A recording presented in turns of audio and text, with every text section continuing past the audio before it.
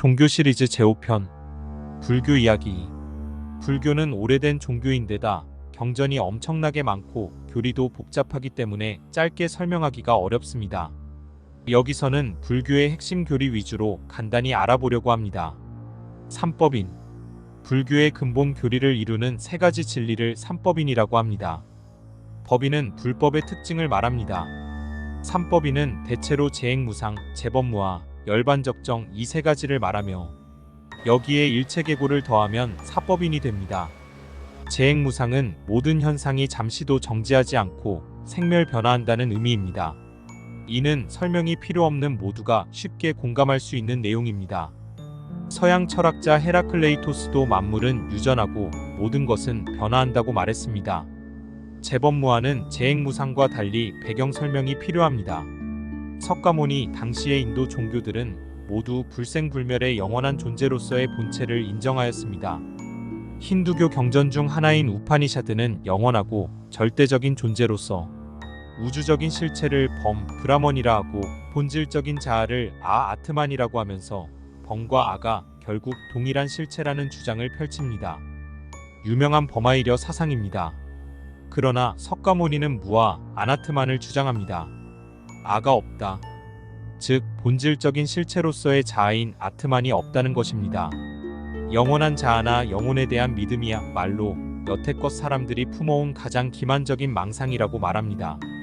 석가모니에 따르면 고정된 자아나 영혼이 윤회하는 것이 아니라 그 전에 행했던 업에 의해서 끊임없이 이어지는 정신적 요소와 물질적 요소의 조합만이 있을 뿐입니다. 결국 재법무화는 모든 것은 인연으로 끊임없이 변화하고 생멸하므로 절대 불변의 성질을 지닌 고정된 본체는 없다는 뜻입니다. 석가모니는 이른바 오운이나 오음이라 불리는 색, 수, 상, 행, 식의 집합으로 인간을 바라보았습니다. 그리고 인간이 괴로움에서 벗어나려면 무엇보다 일시적인 것에 지나지 않는 그 오운의 얽매이는 아집과 암안에서 벗어나야 한다고 강조했습니다. 그리고 브라만과 같은 우주적인 실체는 인식할 수도 없고 그 존재를 증명할 수도 없다고 하여 무기라 말하고 또 그러한 본체와 실체는 현상계와는 관계가 없는 것으로서 수행이나 해탈에는 도움이 되지 않기 때문에 문제로 삼아서는 안 된다고 하였습니다. 한마디로 의미 없는 형이상학적 논쟁을 그만두라고 말한 것입니다. 윤회나 업의 사상은 불교나 석가모니가 처음 가르친 게 아닙니다. 석가모니가 살던 시절 이미 인도 지방의 주류 사상이었습니다.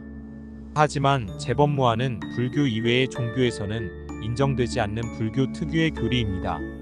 삼법인의 마지막인 열반적정에서 열반은 니르바나로 불어 끄는 것 또는 불어서 꺼져 있는 상태라는 뜻으로 번뇌의 불을 불어서 끄는 것입니다. 적정은 괴로움이 없는 상태를 말합니다. 열반적정은 불교의 이상입니다. 이는 탐욕과 노여움과 어리석음이 소멸된 안온한 마음 상태를 말하기도 하고 깨달음을 얻어 윤회의 수레바퀴에서 벗어남을 의미하기도 합니다. 힌두교에서는 영혼의 최후 승리를 브라만과 합이라는 것, 유대교, 기독교, 이슬람교에서는 천국에 가서 하느님을 만나는 것, 도교 수행자들은 불사를 획득하여 신과 같은 존재가 되는 것이라고 가르친다면 불교는 니르바나의 대양 안으로 빗방울처럼 사라지는 것이라고 할 수 있습니다. 삼법인 외에 추가로 사법인을 말할 경우 일체계고가 들어갑니다. 일체계고는 인간이 영원하지 못하고 변하는 것에 집착하기 때문에 항상 불안하고 괴롭다는 것입니다. 태어나고 늙고 병들고 죽는 것, 미워하는 사람과 만나는 것, 사랑하는 사람과 헤어지는 것, 구하고자 하는 것을 얻지 못하는 것, 물질에 집착하는 것 등 모든 것이 괴로움이라고 말합니다. 한문고로 번역된 산스크리트어 두카는 원래 고통이라기보다 뒤틀리고 결함이 있고 불만족스러운 상태를 말합니다. 산스크리트어 원뜻을 생각하면 일체계고라는 말이 더 설득력 있게 들립니다. 살다 보면 즐거울 때나 무심할 때도 많기 때문에 모든 게 괴로운 고통의 상태라는 말은 왠지 설득력이 없습니다. 하지만 우리 삶은 간혹 즐겁거나 무심할 때도 항상 뭔가 완벽하지 않은 뒤틀리고 불만족한 상태에 있기 마련입니다. 상기위와 육바라밀. 이는 부처님이 불교에 입문하고자 하는 사람들에게 요구하는 것들입니다. 상기위는 불, 법, 승의 삼보에 귀의한다는 뜻입니다. 이는 구체적으로 거룩한 부처님께 귀의합니다. 거룩한 가르침에 귀의합니다. 거룩한 스님들께 귀의합니다. 라고 선언하는 것입니다. 육바라밀은 생사의 고해를 건너 열반의 피안에 이르기 위해 닦아야 할 6가지 실천 덕목으로, 바라밀은 바라밀다의 준말로 저 언덕에 이른다는 뜻입니다. 육바라밀은 구체적으로 보시, 지계, 인욕, 정진, 선정, 지혜 6가지를 말합니다. 보시는 이웃에게 널리 베푼다는 뜻입니다. 지계는 욕망을 억제하고 계율을 지켜야 한다는 의미입니다. 인욕은 온갖 모욕을 참고 용서할 수 있어야 한다는 뜻입니다. 정진은 수행을 적극적으로 해야 한다는 의미입니다. 선정은 마음을 하나로 집중시켜 고요한 정신 상태에 이르는 것입니다. 지혜는 우주의 진리를 직관할 수 있어야 한다는 뜻입니다. 12연기와 사성제. 석가모니가 깨달음을 얻은 후 처음 설파한 것이 12연기입니다. 12연기는 괴로움이 일어나는 12과정을 의미합니다. 사성제는 이 인연서를 타인에게 알기 쉽게 알리기 위해 체계를 세운 법문입니다. 사성제의 첫째는 고제입니다. 고, 즉 괴로움은 구체적으로 생, 노, 병, 사의 사고와 원증외고, 애별리고, 구부듣고, 오운성고의 4가지를 합한 8고입니다.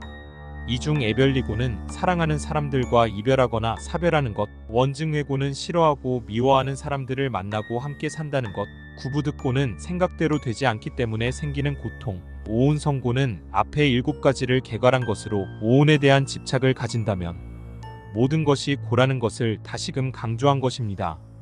둘째는 집제입니다. 집이란 괴로움의 원인이나 이유입니다. 12연기설에서는 무명과 가래를 고뇌의 원인으로 함께 보고 있습니다. 쉽게 말해 욕망이 고의 원인이라는 것입니다. 셋째는 멸제입니다. 멸제는 모든 번뇌를 대표하는 가래를 남김없이 멸함으로써 청정무구한 해탈을 얻음을 말합니다. 넷째는 도제입니다. 괴로움을 소멸하기 위한 8가지 고귀한 길을 말합니다. 팔정도는 바르게 보고, 바르게 생각하고, 바르게 말하고, 바르게 행동하고, 바른 수단으로 목숨을 유지하고, 바르게 노력하고, 바른 신념을 가지며 바르게 마음을 안정시키는 수행법입니다. 육도윤회. 윤회는 힌두교나 자이나교 등에도 인정되지만 세부적으로 윤회의 방식은 각각 다르게 설명됩니다. 불교의 윤회는 육도윤회라고 합니다. 인간이 죽어서 그 업에 따라 육도의 세상에서 생사를 거듭한다는 것입니다. 6가지 세상은 가장 고통이 심한 지옥도, 굶주림의 고통이 심한 아귀도, 짐승과 새, 벌레, 뱀들이 사는 축생도, 노여움이 가득한 아수라도, 인간이 사는 인도, 행복이 두루 갖추어진 천도 등입니다. 인간은 현세에서 저지른 업에 따라 죽은 뒤에 다시 6세계 중 한 곳에 태어나 내세를 누리며 이 과정은 계속 반복됩니다. 윤회는 열반과 극락왕생을 통해서만 멈추어집니다. 불교 역사. 불교의 주요 역사를 개관하자면 석가모니가 인멸한 후 100년경에서 400년경 사이에 교리와 계율의 해석 문제를 놓고 논쟁이 발생하게 됩니다. 이때 과거의 계율을 엄격히 지켜야 한다는 보수적 성향을 지닌 사람들과 시대 변화에 따라 융통성 있게 받아들여야 한다는 진보적인 성향의 사람들 간의 갈등이 생겨납니다. 보수적인 성향을 띤 사람들을 상좌부, 진보적인 성향을 띤 사람들을 대중부라고 부르며 이들의 논쟁과 대립을 근본 분열이라고 합니다. 석가모니 인멸 후 500년경 BC 100년에는 새로운 불교 운동이 일어나 재래 불교를 소승이라 폄하하는 한편 스스로를 대승이라고 칭하면서 이타적인 세계관을 바탕으로 활발한 활동을 전개합니다. 대승의 어원은 많은 사람을 구제하여 태우는 큰 수레라는 뜻으로 일체 중생의 제도를 그 목표로 하였습니다. 원래 불교는 출가자 중심의 종교였으나 불교를 널리 일반 대중들에게 개방해야 한다는 진보적인 생각을 가진 사람들이 생겨난 것이 대승불교의 시작이었습니다. 대승불교는 붓다를 초세간적 존재로 보며 역사적 인물로 나타난 붓다는 그 화신으로 규정합니다. 불교도들이 추구해야 하는 목표는 소승불교에서는 아라한이라고 부르는 깨달은 성인이지만 대승불교에서는 이를 편협한 이기적 발상이라고 보고 깨달음에 이르렀으나 다른 중생들을 구제하기 위해 성부를 뒤로 미루는 보살이 되는 것을 이상으로 삼아야 한다고 주장합니다. 또한 대승불교는 석가에게만 한정하던 부처라는 개념을 넓혀서 모든 사람들이 부처가 될 수 있음을 인정합니다. 대승불교 초기부터 일부 불교 교단이 민간 신앙을 흡수하면서 새로운 불교로 발돋움했는데 이를 밀교라고 합니다. 밀교는 7세기 이후 불교 활동의 중심이 되어 12세기까지 번성합니다. 밀교의 발전은 주술적인 의례를 조직화하여 불교를 신비적으로 만들게 됩니다. 그러던 중 서력 1203년 이슬람군이 인도에서 가장 컸던 비클라마시라 사원을 파괴하고 승려들을 살해하게 됩니다. 살아남은 승려들은 네팔이나 티베트 등지로 도망을 갔는데 이는 불교가 종주국인 인도보다 우리나라나 중국 등에서 융성하게 되는 계기가 되었습니다. 대승불교와 보티사트바, 붓다는 깨달은 인간의 이미지로 니르바나와 동일시 되었습니다. 그런데 서기 1세기에 대승불교 운동이 일어나면서 새로운 불교 영웅 보디사트바가 탄생합니다. 그는 깨달음을 얻기 직전에 있는 사람입니다. 보디사트바는 니르바나의 축복 속으로 사라지는 대신 다른 사람들을 위해 자신의 행복을 희생하고 사람들에게 해방을 발견하라는 가르침을 주려고 삼사라의 세계로 돌아옵니다. 그들은 고통받는 인류를 도우려고 하늘에서 내려온 바크티의 구원의 신들 또는 하느님의 아들 그리고 자이나교의 티르탕카라와 다르지 않습니다. 보티사트바는 개인화된 니르바나를 얻는 데는 관심이 없었습니다. 보디사트바는 이타적인 자비의 새로운 모델이 되었습니다.